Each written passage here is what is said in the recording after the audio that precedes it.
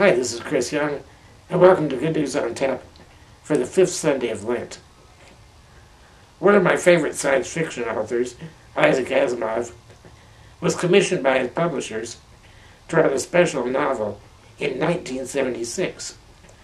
If you remember, that was the year of the American Bicentennial celebration. According to the publishers, the book had to have the title, The Bicentennial Man. They didn't care what it was about, it just had to have that title. So Asimov wrote a story about a 200-year-old man. Actually, it was about a robot, as were many of Asimov's stories.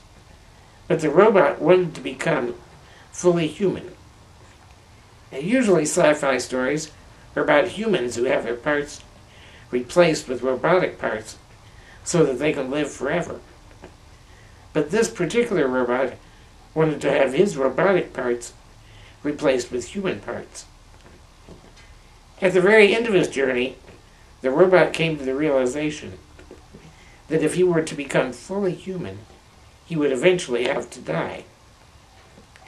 Now, this is just one of many literary and movie and TV examples of authors exploring what it means to be human and coming to the inevitable conclusion that to be human is to die. It's just the natural order of things. Well, it wasn't always that way. I mean, we're told that when Adam and Eve were created in the image of God, the probability was they would have lived forever. But it was through sin that death entered the world, and as long as sin prevails, death will reign. In today's gospel, we have a lengthy story of the death of Jesus' friend Lazarus. The tension in this story comes from the fact that initially Jesus doesn't seem to care that his friend Lazarus is about to die. In fact, he deliberately lets him die. I wonder if perhaps one of the points that Jesus is trying to make is that we're definitely going to die, and we have to deal with that. Death is part of the way the world works. Sometimes you lose. Eventually, we're all going to lose to death. Moreover, being human isn't just that you have to die, but you have to deal with the death of loved ones. Scripture doesn't tell us what happened to Jesus' earthly father Joseph, and we know from Scripture that Mary survived to see Jesus crucified. So we don't really have many examples of how Jesus dealt with death, except for this one. He gives us a glimpse of how Jesus himself has to wrestle with the loss of a loved one. Furthermore, it shows us the human side of Jesus, which we don't often want to think about.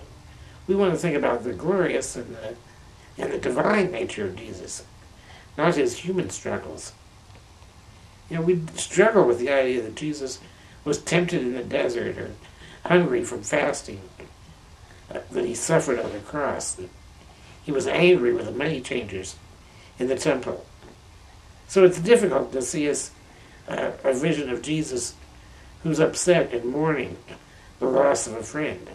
It's hard to understand.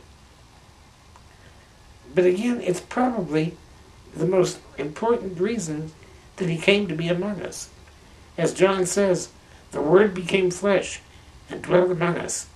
God became a human being, and in order to be fully human, part of that experience is to experience death. Not only the death of those around us, but our own death as well. Now, if death was the end of the story, it would be a very tragic story indeed. But the story of Lazarus and his resurrection is a foreshadowing of what's to come. I've been saying week after week, that's not the end of the story. That's not the end of the story. And it still isn't. But we're getting close. Today's story of Lazarus is the biggest hint yet of what's to come. And that's Good News on Tap for the fifth Sunday of Lent.